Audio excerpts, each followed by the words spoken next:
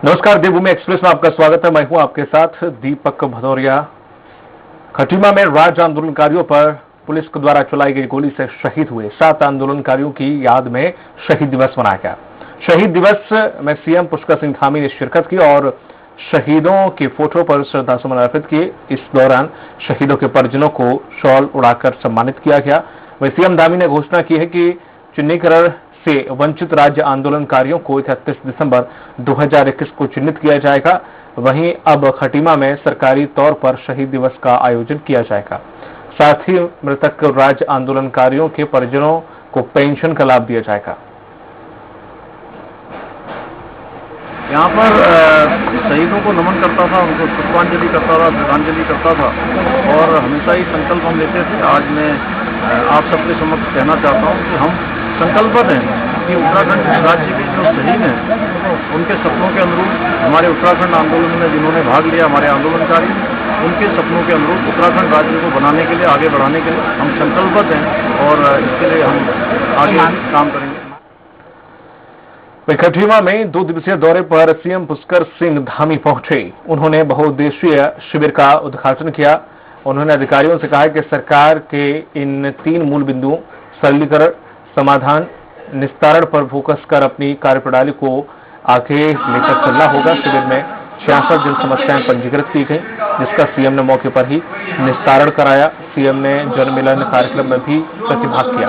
CM के साथ अल्मोड़ा सांसद अजय टमटा ने भी शिरकत की। उन्होंने खटीमा को कौमी गुलदस्ता की खूबसूरत मिसाल देते हुए मिनी इंडिया बताया। हमारे जनप्रतिनिधि हो, जनता के लोग हों, हमारे अधिकारीगणों के पास जाते हैं, शासन प्रशासन पर जाते हैं, तो उसका सबसे पहले तो सरलीकरण होना चाहिए, उसके बाद समाधान होना चाहिए, फिर उसका निस्तारण होना चाहिए। खबर देहरादून से है, जहां पर कांग्रेस और बीजेपी में तू डाल डाल में पात पात का खेल शुरू हो गया है। कांग्रेस 3 सितंबर से परिवर्तन यात्रा निकालने जा रही है, तो इसके तोड़ में बीजेपी ने भी इसी दिन से जन आशीर्वाद यात्रा निकाली है। कांग्रेस की परिवर्तन यात्रा मुख्यमंत्री पुष्कर धामी की सीट खटीमा से निकालेगी और जिसका पहला चरण 6 सितंबर को हल्द्वानी में संपन्न होगा। इसी दिन बीजेपी श्रीनगर विधानसभा सीट से जन आशीर्वाद यात्रा निकालेगी। इस सीट से कांग्रेस प्रदेश अध्यक्ष गणेश गोंदियाल चुनाव की दावेदारी कर रहे हैं। अपनी चिंता करें। भारतीय जनता पार्टी बूथों पर मजबूत है, भारतीय जनता पार्टी का संगठन मजबूत है और भारतीय जनता पार्टी की जो केंद्र सरकार की और राज्य सरकार की उपलब्धियां रही हैं, उनको रैली के माध्यम से जनता तक हम पहुंचाएंगे। ये हम लोग करने जा रहे हैं। बीजेपी जन आशीर्वाद यात्रा निकाल रही है। मेरा सुझाव यह है कि वो प्रायश्चित यात्रा निकाले ना। आशीर्वाद किस बात के लिए? हमारे भाइयों के पैरों के छाले जो कोरोना में अपनी नौकरियां गंवा चुके थे और पैदल उत्तराखंड आना पड़ा, गांव तक आना पड़ा, उनके पैरों के छाले अभी तक ठीक नहीं हुए हैं।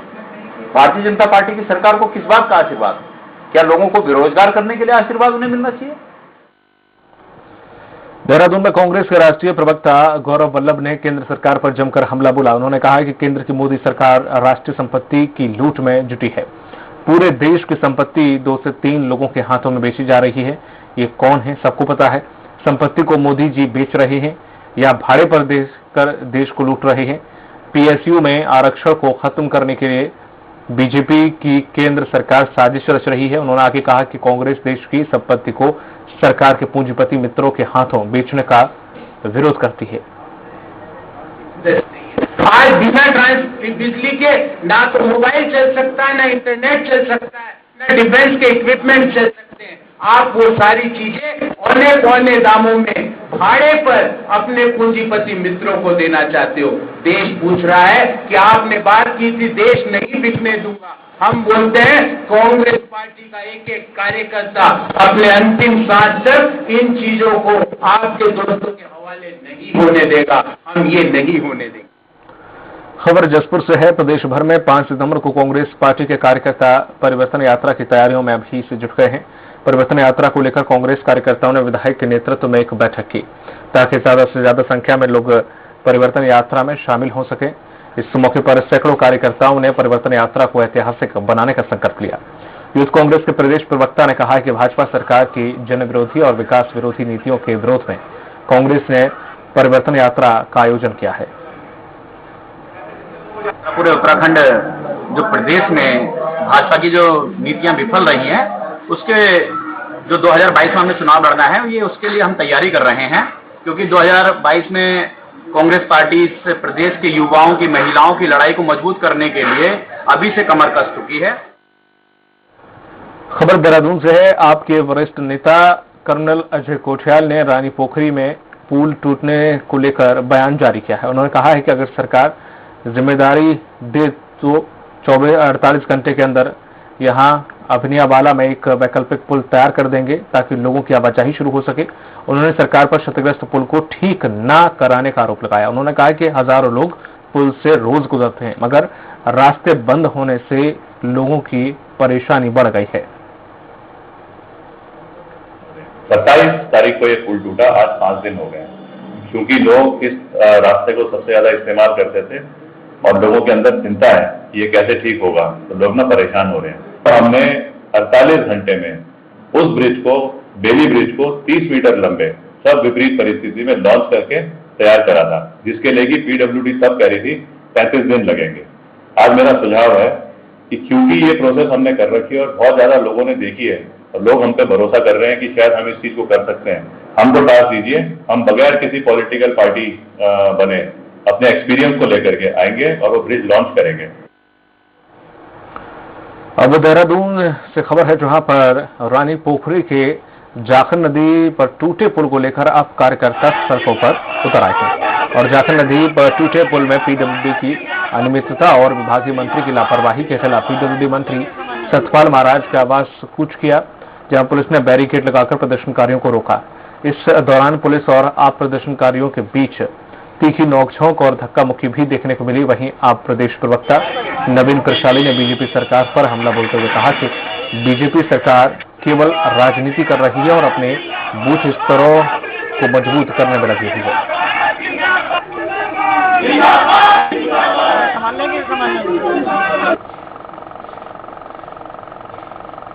पीडब्ल्यूडी विभाग के जो मंत्री हैं, उनकी नैतिक जिम्मेदारी ये मानते हैं, इसलिए उनसे बोल रहे हैं कि आप नैतिकता के आधार पर इस्तीफा दे दीजिए, क्योंकि यहाँ व्यवस्था पूरी खराब हो चुकी है। ये सारा आपका डिपार्टमेंट है, आपने कोई रखरखाव या आपका विभाग काम नहीं कर रहा है। जब विभाग काम नहीं कर रहा है तो आपको इस्तीफा दे देना चाहिए। इसी की मांग में आज हम यहाँ पर आए हैं, लेकिन पुलिस के साथ हमारे कार्यकर्ताओं में झड़प हुई है और पुलिस ने हमें यहाँ रोकने का प्रयास किया है, लेकिन आम आदमी पार्टी के कार्यों को इस तरह से रोका नहीं जा सकता। खबर पिथौरागढ़ से है। आम आदमी पार्टी की सदस्यता लेने के बाद हरिप्रसाद लोहिया पहली बार बेरीनाग पहुंचे, जहां कार्यकर्ताओं ने जोश के साथ स्वागत किया। उन्होंने भाजपा कांग्रेस पर निशाना साधते हुए 2022 चुनाव की रणनीति बनाई। इस मौके पर लगभग 1 दर्जन से ज्यादा लोगों को सदस्यता दिलाई गई। आग लगी है सीने में। तंत्र का मतलब होता है जनता का हित करना और जनता का शोषण नहीं कर रहे हैं। जनता का रक्षक है कि केजरीवाल इसके आदर से चीफ मिनिस्टर दिल्ली में है, जिन्होंने राज्य की जो गवर्नमेंट के स्कूल हैं उनको उनका बदल दिया है, पब्लिक स्कूल से वो आगे चले गए हैं। उन्होंने अपने वायदे के अनुसार काम कर रहे हैं। ठीक उसी प्रकार से आम आदमी की पार्टी उत्तराखंड में भी बननी चाहिए। विधानसभा चुनाव को लेकर सभी राजनीतिक ने तैयारियां शुरू कर दी हैं। जो पार्टियां हैं उन्होंने साथ ही पार्टी के प्रमुख पदाधिकारी विधानसभाओं में बूथ का जायजा भी ले रहे हैं। इसी के तहत उत्तराखंड के सह प्रभारी रेखा वर्मा ने लक्सर के सुल्तानपुर में बूथ लेवल तक के बीजेपी कार्यकर्ताओं की बैठक ली और रेखा वर्मा ने कहा कि अगर बूथ मजबूत है तो हम चुनाव जीत जाएंगे, अगर बूथ कमजोर है तो निश्चित हार होगी। रेखा वर्मा ने अपने कार्यकर्ताओं की हौसला अफजाई करते हुए कहा कि सभी कार्यकर्ता अपने बूथ में रहने वाले वोटरों से मिले और उन्हें बीजेपी सरकार की योजनाओं के बारे में बताएं। बाकी चुनाव तो आ ही गया है, 2022 की हमारी पूरी तैयारी है और हम सब लोग 22 की ओर बढ़ रहे हैं। नहीं, ऐसा है कि बूथ के कार्यकर्ताओं जो हमारी कमेटी बननी है, बूथ के हमारे पटना प्रमुख बनने हैं, तो उनकी समीक्षा की जा रही कि वो कंप्लीट हो गए हैं कि नहीं हो गए हैं। बहुत सारे हमारे कंप्लीट हो गए हैं, कुछ जगह हमारे बूथ रह गए हैं, वो भी कंप्लीट होने की उसके बहुत बेहतर हूँ भैया, मैं सरकार बनाने जा रही हूँ। पिथौरागढ़ के धारचूला जुम्मा गांव में प्रशासन की टीम का रेस्क्यू ऑपरेशन जारी है। अभी भी 2 लापता लोगों की तलाश की जा रही है। आपदा कंट्रोल से प्राप्त जानकारी के अनुसार अभी तक 5 लोगों के शव ही बरामद हुए हैं। डीएम आशीष चौहान मौके पर जाकर हर गतिविधि पर नजर बनाए हुए हैं।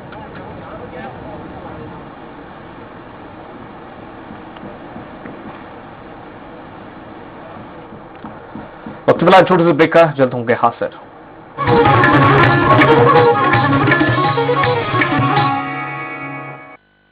कोरोना पौष्टिक आहार भरपूर, कोरोना को रखना है अपने बच्चों से दूर।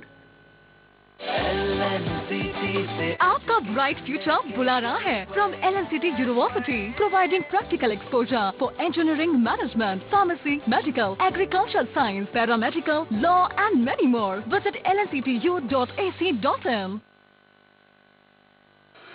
Rabindranath Tagore University, formerly known as ISECT University, the pioneers in skill development with focus on creating industry-ready professionals. Join India's premier skill-based university, Rabindranath Tagore University.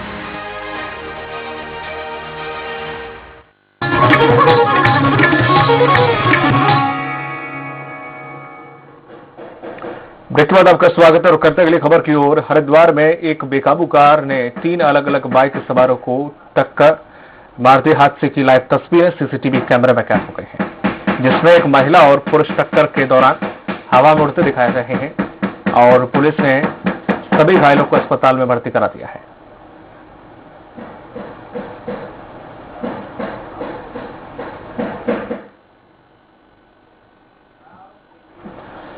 Pithoragarh जिले के बेरीनांग चौकोड़ी की अवैध निर्माण टीन शेड को प्रशासन ने हटा दिया है, जिसके बाद चौकोड़ी निवासियों ने उपजिलाधिकारी को ज्ञापन देकर बैठक की और बैठक में जमीन को लेकर चर्चा की गई।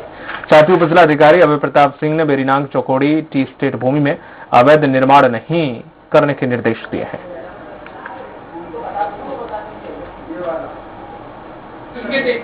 रहने का कंबल कपड़े सब वहाँ पर थे, वो सामान सारा दब चुका है उनका, इनका वहाँ पर।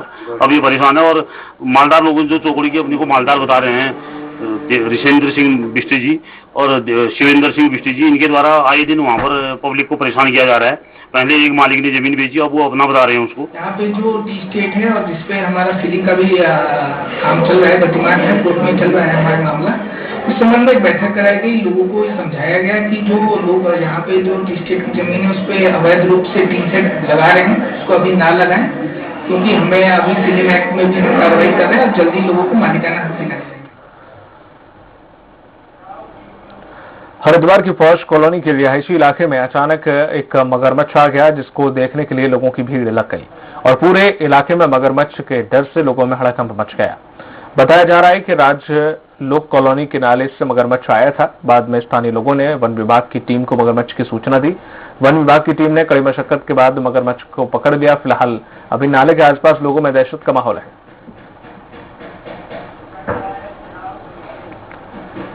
वकाला ढूंगी के कोटा बाग ब्लॉक परिसर में शिविर का आयोजन किया गया है। शिविर में दिव्यांग जनों को निःशुल्क उपकरण दिए गए, जिसके बाद आंख कान की जांच के बाद चश्मा और कानों की मशीन वितरित की गई। वहीं 43 ग्राम पंचायतों के ग्रामीणों ने शिविर का लाभ उठाया। कैंप लगाया आज कोटाबाग में है, कल विशाल घाट में है। इस कैंप के माध्यम से जो हमारे बुजुर्ग जन हैं, वृद्धजन हैं, उनके लिए निःशुल्क चश्मों का वितरण किया जा रहा है, उनका आई टेस्ट भी कराया जा रहा है और उसके बाद उनको उसमें चश्मे उपलब्ध कराए गए हैं। इसके साथ साथ जो हमारे बुजुर्ग कान नहीं सुन पाते, उनको हियरिंग मशीन इस कैंप के माध्यम से उपलब्ध कराई जा रही है। उत्तराखंड सरकार के माननीय मंत्री कैबिनेट समाज कल्याण श्रीमान यशपाल आर्य जी द्वारा जो पर्वतीय क्षेत्रों में इस तरह से बृहद कैंप लगाकर कार्यक्रम आयोजित किए जा रहे हैं, मैं उनका आभार प्रकट करना चाहता हूं, क्योंकि वास्तव में गरीब दीनहीन का अगर कोई व्यक्ति है वो समाज कल्याण मंत्री यशपाल आर्य जी की सोच है। इसके लिए मैं बहुत बहुत बधाई देना चाहता हूं। उधम सिंह नगर में पुलिस जवानों की हर्ष फायरिंग का वीडियो सोशल मीडिया में जमकर वायरल हो रहा है। वीडियो वायरल होते हुए पुलिस अधिकारी हरकत में आए। पुलिस प्रवक्ता अमित कुमार सिन्हा का कहना है कि उन्हें इस पूरे मामले की कोई जानकारी नहीं है।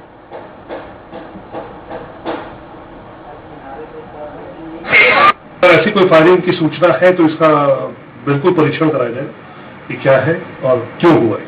क्या सर पटाखे, इसकी जैसे दलील आ रही है कि पटाखे छुड़ाए गए राइफल में, क्या इस तरह के भी कुछ? नहीं, देखिए ये बिल्कुल दिखवाया जाएगा, क्योंकि फायरिंग करना एक बड़ी बात है, लेकिन क्या हुआ है ये देख लेते हैं।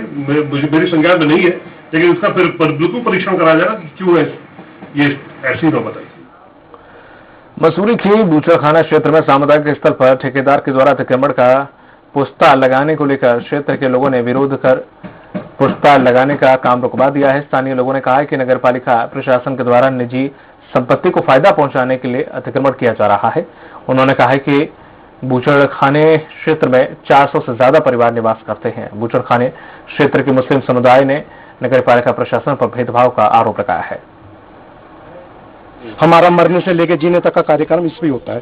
छोटी छोटी गली है, कंजस्ट गली है कि आदमी निकल नहीं सकता।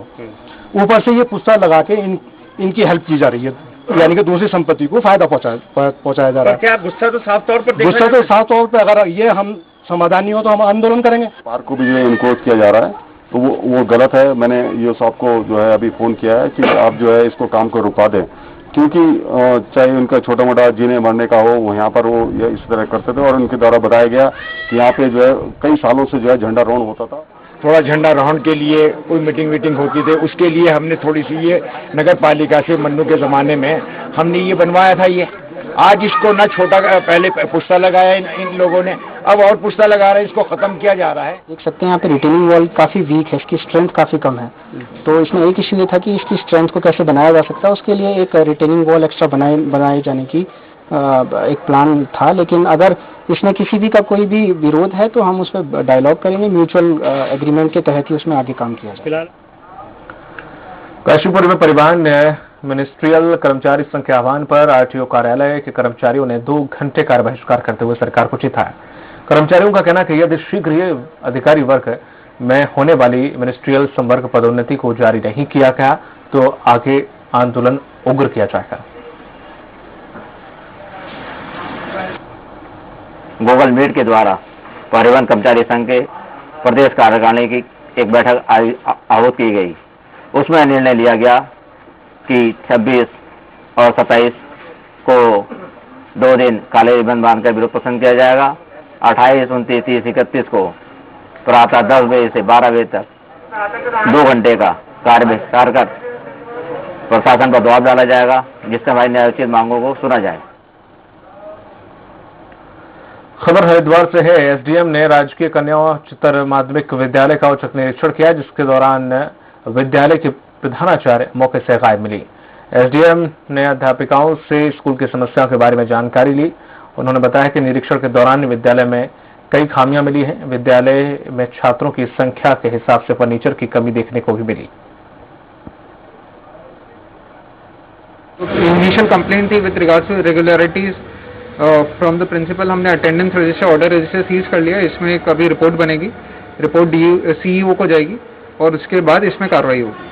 देखिए, जब हम स्कूल का निरीक्षण करने आए तो टीचर्स अपनी क्लास ले रहे थे, बच्चे भी ध्यान लगा के पढ़ रहे थे। तो मैन पावर जो अभी टीचिंग मैन पावर है, मुझे लगता नहीं कि उसमें कुछ इश्यूज है। हमें इंफ्रास्ट्रक्चर इश्यूज पे थोड़ा फोकस करना पड़ेगा। ताकि खबर रामनगर से है। वन विभाग तराई पश्चिमी के जंगलों में यूकेलिप्टस प्रजाति को खत्म करके मिश्रित प्रजाति के जंगलों को बढ़ावा दिया जा रहा है, जिसके चलते पिछले 3 सालों में 5,22,000 से ज्यादा मिश्रित पौधे लगाए गए हैं। आपको बता दें कि तराई 4 प्रभागों में 7,137 हेक्टेयर में ये फैला हुआ है और वन विभाग तराई पश्चिमी ने पिछले 3 सालों में तराई के जंगल में बेल, हरड़, बहेड़ा, जामुन, अर्जुन, पीपल, बरगद, बांस, कचनार, खैर समेत कई मिश्रित वन लगाए हैं। और वन विभाग तराई पश्चिमी के डीएफओ ने बताया कि मिश्रित वनों से जो शाकाहारी वन्यजीव हैं वो जंगलों में ही भरपूर भोजन मिलने के बाद आबादी की तरफ रुख नहीं करते हैं। 2019 में 238 हेक्टेयर 1,19,000 पौधे लगाए गए और 2020 में 387 हेक्टेयर में 2,25,000 पौधे लगाए गए और इस वर्ष 2021 में 356 हेक्टेयर में। कॉर्बेट टाइगर रिजर्व में जल्द महिलाएं जिप्सी चालक के रूप में नजर आएंगी, जिसके लिए कॉर्बेट प्रशासन ने 25 महिला चालकों को 21 दिन की ट्रेनिंग के लिए देहरादून भेज दिया है। बता दें कि विश्व वानिकी दिवस पर मुख्यमंत्री ने कॉर्बेट में 50 महिला जिप्सी चालकों की भर्ती की घोषणा की थी, जिसको लेकर कॉर्बेट प्रशासन के पास 45 महिलाओं के आवेदन आए थे। 30 अगस्त को कॉर्बेट प्रशासन ने प्रशिक्षण के लिए पहले दौर में 25 महिलाओं का चयन किया है। वहीं कॉर्बेट के निदेशक राहुल कुमार ने रामनगर में कहा कि यह तो सिर्फ शुरुआत है। बहुत खुशी हो रही है इस बात को जान के कि आज सरकार ने हमें और कॉर्बेट नेशनल ये रिजर्व टाइगर के जो भी डायरेक्टर हैं, इन्होंने हमें ये मौका दिया है कि हम जाके प्रशिक्षण करें। थैंक यू कहना चाहूंगी सरकार को भी और कॉर्पोरेट के डायरेक्टर को। पहली बार महिलाओं को जो है सरकार ने जो है प्रोत्साहन दिया है महिला जिप्सी गाइड उसके ड्राइवर के लिए, बहुत अच्छा लग रहा है। हम लोग ये चाहें कि अच्छी तरह वहाँ से जो है ड्राइविंग सीख के आए और कॉर्बेट के अंदर जो है गेस्टों को अच्छी तरह घुमाएंगे। देहरादून जा रहे हैं, आई थिंक सब कुछ होपफुली अच्छा होगा, बट जो भी प्रशिक्षण वगैरह हमें देंगे वो लोग वहाँ पे ट्रेनिंग हम बहुत अच्छे से उसको एंजॉय करके सब लोग करेंगे साथ में। महिला ड्राइवरों का पंजीकरण किया जाना है, जिनमें उनके द्वारा जिप्सी या अन्य वाहन जो भी अनुमन्य होंगे वो चलाए जाने हैं। इस कड़ी में 50 महिलाओं का जो है सिलेक्शन कर लिया गया है और इसमें प्रथम स्टेज में आज लगभग 25 महिलाएं जो हैं देहरादून में ड्राइविंग के प्रशिक्षण के लिए 3 सप्ताह के लिए। उत्तराखंड में आने वाले कुछ घंटे में जोरदार बारिश हो सकती है। राज्य मौसम केंद्र के निदेशक विक्रम सिंह की माने तो प्रदेश में कई जगहों पर हल्की मध्यम गति की बारिश देखने को मिलेगी। मौसम निदेशक ने कहा है कि अगले 48 घंटे में पिथौरागढ़, बागेश्वर, नैनीताल जैसे जनपदों में यहाँ बहुत भारी बारिश हो सकती है और ऐसे में इन जगहों पर लोगों को ज्यादा सावधान रहने के लिए कहा गया है।